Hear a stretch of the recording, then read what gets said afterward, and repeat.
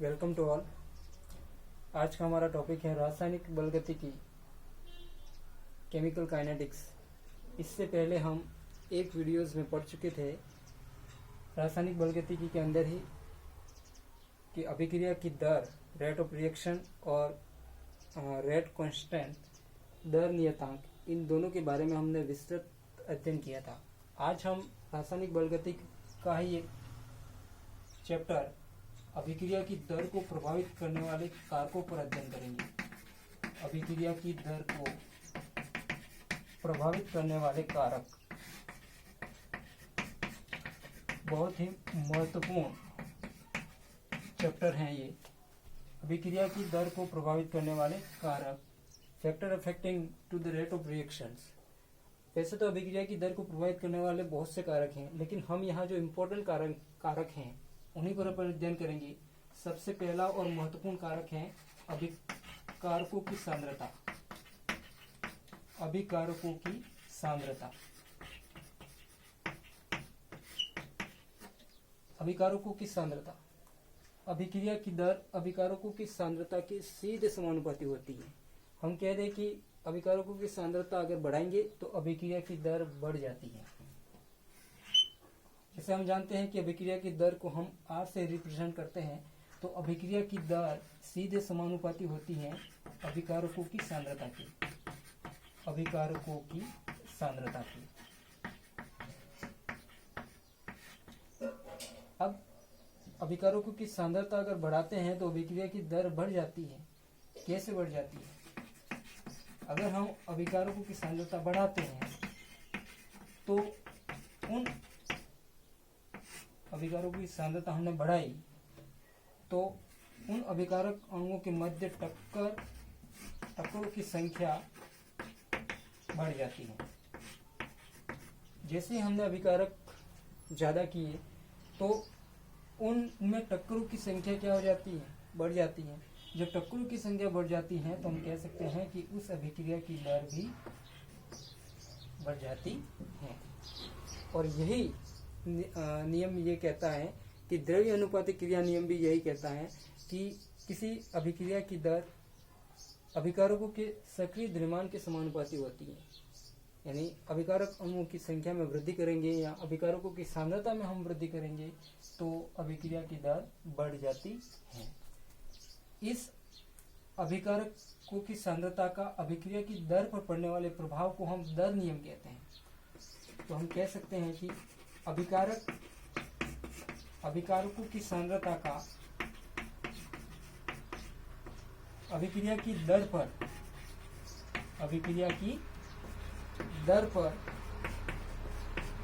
पड़ने वाले प्रभाव को दर नियम कहते हैं। दर नियम कहते हैं या वेग नियम कहते हैं या रेट लॉ कहते हैं। रेट लॉ कहते हैं।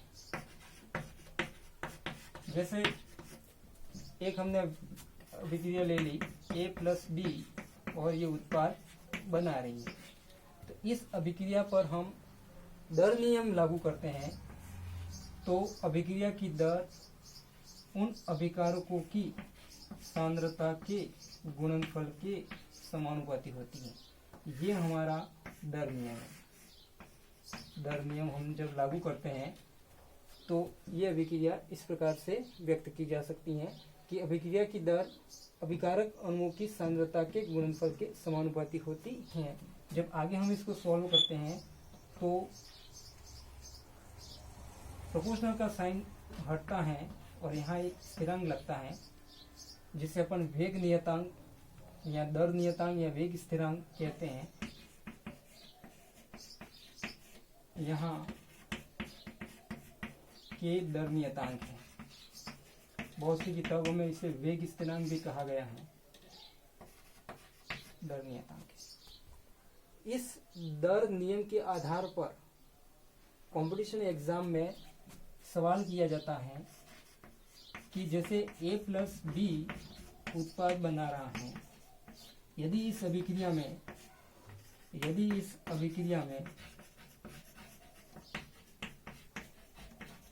A की सांद्रता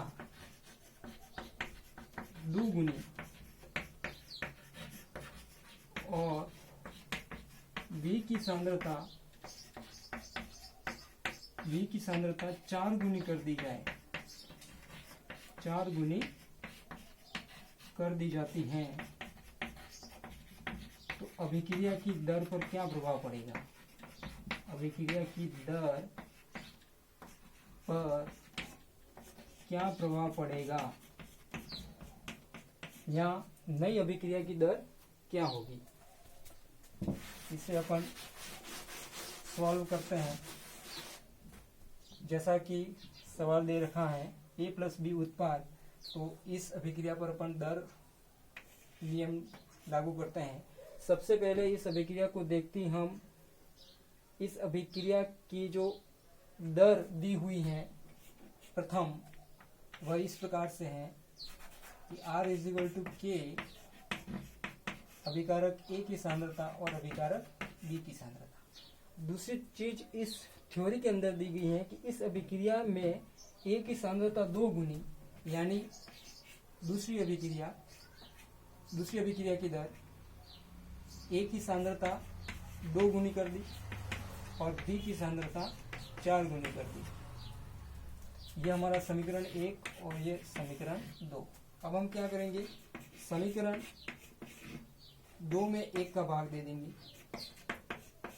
यहाँ समीकरण 1 में 2 का भाग दे देंगे तो भी कोई इफेक्ट पड़ेगा नहीं, हमारा उत्तर एक ही आएगा। समीकरण 2 में 1 का भाग देने पर, समीकरण 2 में 1 का भाग देने पर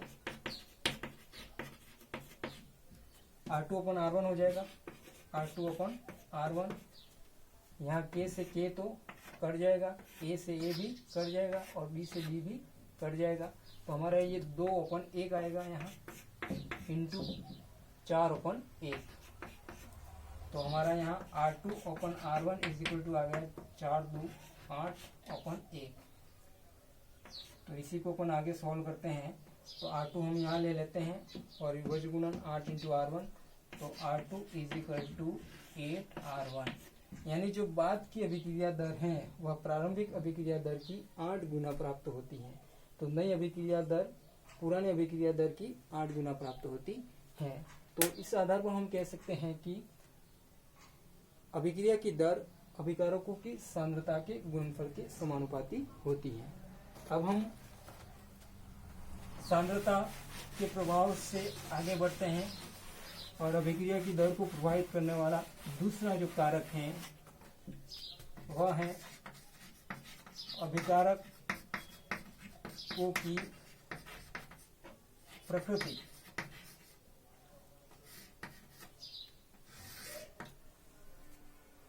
अभिकारकों की प्रकृति, हमें पता है कि रासायनिक अभिक्रिया में बंध बनते हैं और कुछ नए बंध बनते हैं और पुराने बंध टूटते हैं। तो अभिक्रिया की जो दर है वह सीधी समानुपाती होती है अभिकारकों की प्रकृति पर, अभिकारकों की प्रकृति पर। यदि अभिकारक अणु सरल हैं या इनमें बंध सरल हैं, अभिकारक अणुओं के मध्य बंध अगर सरल हैं तो ये अभिक्रिया की दर अधिक होगी, अभिक्रिया की दर अधिक होगी। कहने का मतलब क्या, हम ये कह सकते हैं कि ऐसी रासायनिक अभिक्रियाएं जिनमें अभिकारक अणु सरल होते हैं या उन अभिकारक अणुओं के मध्य बंध की प्रकृति अगर दुर्बल है तो अभिक्रिया की दर बढ़ जाती है। जैसे NO2 में ऑक्सीकरण वह चीज होती है जब किसी पदार्थ में ऑक्सीजन का समावेश होता है। तो NO में ऑक्सीजन जुड़ गई, 2NO2 बना, तो यहाँ पर NO का ऑक्सीकरण हो रहा है, तो 2NO + O2 = 2NO2। तो ये अभिक्रिया तीव्र वेग से हो रही है बनिस्पत CO का CO2 में ऑक्सीकरण की, ये धीमी गति से हो रही है। तो अभिकारकों की प्रकृति, अभिक्रिया की दर अभिकारकों की प्रकृति पर निर्भर करती है। ऐसे अभिकारक अणु जो सरल होते हैं उनमें अभिक्रिया की दर अधिक होती है। NO का NO2 में ऑक्सीकरण तीव्र गति से होता है और CO का CO2 में ऑक्सीकरण धीमी गति से होता है। अभिक्रिया की दर को प्रभावित करने वाले अन्य कारकों में हम तीसरा कारक पढ़ते हैं उत्प्रेरक। उत्प्रेरक वे पदार्थ होते हैं जो अभिक्रिया की दर को बढ़ाते हैं, लेकिन स्वयं में कोई परिवर्तन नहीं होता, लेकिन स्वयं अपरिवर्तित रहते हैं, उन्हें अपन उत्प्रेरक कहते हैं। बहुत से एग्जामों में उत्प्रेरक को लेकर कथन चुनिए ऐसा क्वेश्चन किया जाता है, तो उत्प्रेरक के बारे में ये लाइन बहुत महत्वपूर्ण होती है कंपटीशन एग्जाम की नज़र से, कि ऐसे पदार्थ जो अभिक्रिया की दर को बढ़ाते हैं लेकिन स्वयं में कोई परिवर्तन नहीं होता है, उससे अपन उत्प्रेरक कहते हैं। उत्प्रेरक अभिक्रिया की दर को कैसे प्रभावित करते हैं, ये स्थितिज ऊर्जा है और ये अभिक्रिया का पथ है। तो स्थितिज ऊर्जा और अभिक्रिया के पथ के मध्य अपन ग्राफ के द्वारा समझते हैं। तो ये यहाँ अभिकारक हैं और ये उत्पाद बना रहा है। ये यहाँ पर इस अभिक्रिया में अभिकारकों के साथ में उत्प्रेरक नहीं मिला है, लेकिन जैसे ही इस अभिक्रिया में अभिकारक अणुओं के साथ में अगर उत्प्रेरक मिल जाता है तो अभिक्रिया का एक नया पथ प्राप्त हो जाता है और उत्पाद बन जाता है। किसी भी रासायनिक अभिक्रिया में अभिकारक अणुओं को उत्पाद बनाने के लिए ऊर्जा रोधिका को पार करना होता है। ये जो ऊर्जा रोधिका है, यहाँ से लगाकर यहाँ तक, ये ऊर्जा रोधिका है। इस ऊर्जा रोधिका को पार करते हुए ही अभिकारक अणु उत्पाद में परिवर्तित होते हैं। लेकिन उत्प्रेरक क्या करते हैं, अभिकारक अणुओं के साथ में मिल जाते हैं तो एक सक्रिय संकर बनाते हैं। सक्रिय संकर उत्प्रेरक की अनुपस्थिति में भी बनता है, लेकिन इस सक्रिय संकर की जो ऊर्जा रोधिका है वह अधिक लंबी है। लेकिन उत्प्रेरक की उपस्थिति में सक्रिय संकर की जो ऊर्जा रोधिका है वह कम हो जाती है, अर्थात अभिक्रिया की सक्रियण ऊर्जा कम हो जाती है, जिससे अभिक्रिया के लिए एक नया पथ उपलब्ध हो जाता है और अभिकारक अणु जल्दी से उत्पाद में परिवर्तित हो जाते हैं। तो उत्प्रेरक अभिकारक अणुओं को उत्पाद में बदलने के लिए सक्रिय संकर की ऊर्जा रोधिका को कम कर देते हैं या सक्रिय संकर की सक्रियण ऊर्जा को कम कर देते हैं। उत्प्रेरक सक्रिय संकर की ऊर्जा रोधिका को ऊर्जा रोधिका को कम कर देते हैं, जिससे सक्रिय संकर की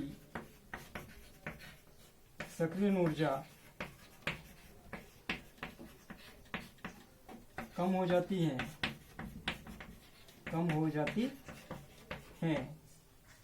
और अभिकारक अणु जल्दी से उत्पाद में बदल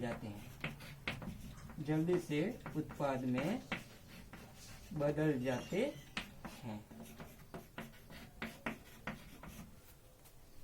तो बहुत महत्वपूर्ण कारक हैं कि किसी अभिक्रिया के दर को प्रभावित करने वाले कारकों में उत्प्रेरक सक्रिय संकर की ऊर्जा रोधिका को कम कर देते हैं, जिससे अभिकारक अणुओं की सक्रियण ऊर्जा कम हो जाती है और वे जल्दी से उत्पाद में बदल जाते हैं। आगे हम अभिक्रिया की दर को प्रभावित करने वाले कारकों में चौथा कारक पढ़ते हैं ताप, temperature.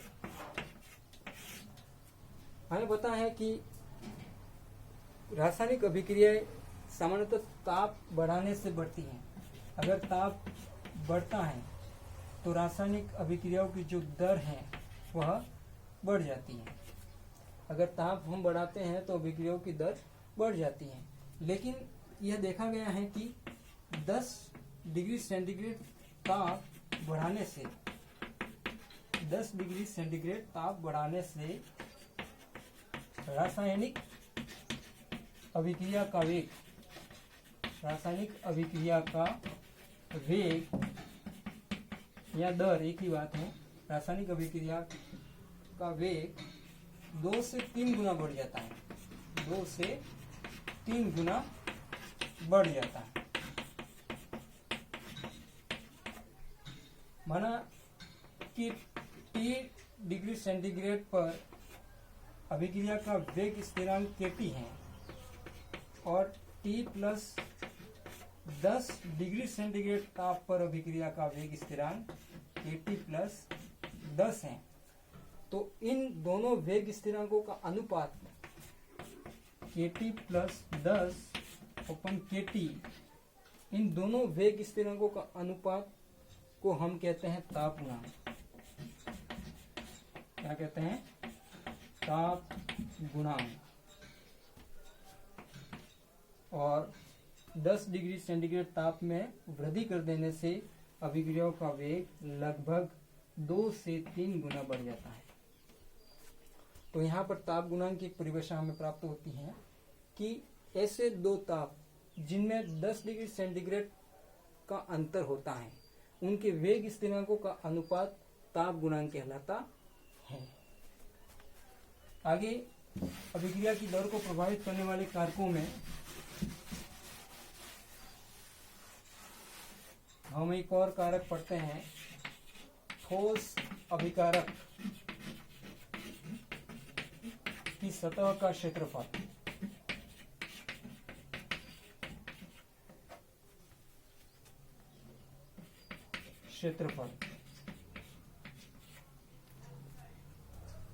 Surface area of solid reactant. अभिक्रिया की दर को प्रभावित करने वाले कारकों में एक महत्वपूर्ण कारक है ठोस अभिकारक की सतह का क्षेत्रफल। सामान्यतः यह देखा गया है कि ठोस अभिकारक की सतह का क्षेत्रफल अगर अधिक है तो अभिक्रिया की दर बढ़ जाती है। अभिक्रिया की दर बढ़ जाती है जब ठोस अभिकारक की सतह का क्षेत्रफल अधिक है।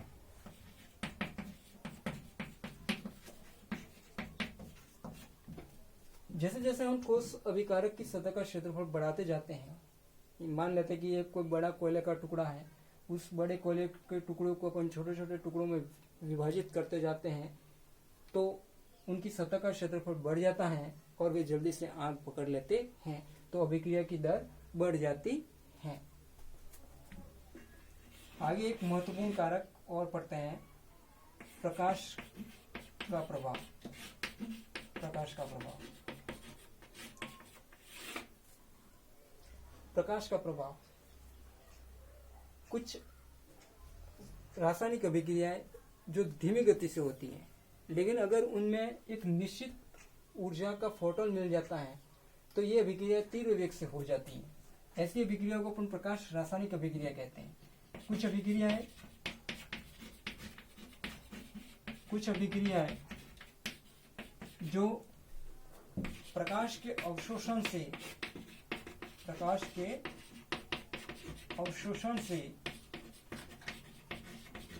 तीव्र वेग से होती हैं, उन्हें हम प्रकाश रासायनिक अभिक्रिया कहते हैं। फोटोकेमिकल रिएक्शंस प्रकाश रासायनिक अभिक्रिया कहते हैं।